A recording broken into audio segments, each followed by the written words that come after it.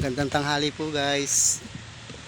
Dito po tayo sa sa tabi ng bamboo. Nangwapo ko guys ng kangkong. Ah, igugulay po natin.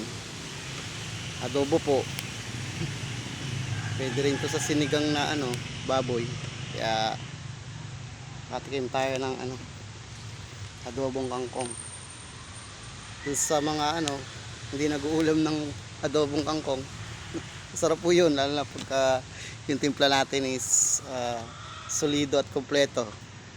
Yan guys, kangkong pamor. Kanina katatapos ko lang po maglinis dun sa area ng sagingan. Tapos andito na po ako ngayon guys sa sa ilalim ng Big Santol. Marami pong dahon na doon, dahon ng puno ng santol po. Yan guys, menu today guys, kangkong. Kaya napakabuti ni Lord, kasi nga pag wala ka talaga, tingin ka lang sa kapaligiran mo, magtanim ka lang, may ulamin ka na. Kaya God is good guys. Praise the Lord. Sige po guys, thank you po sa inyo, salamat po.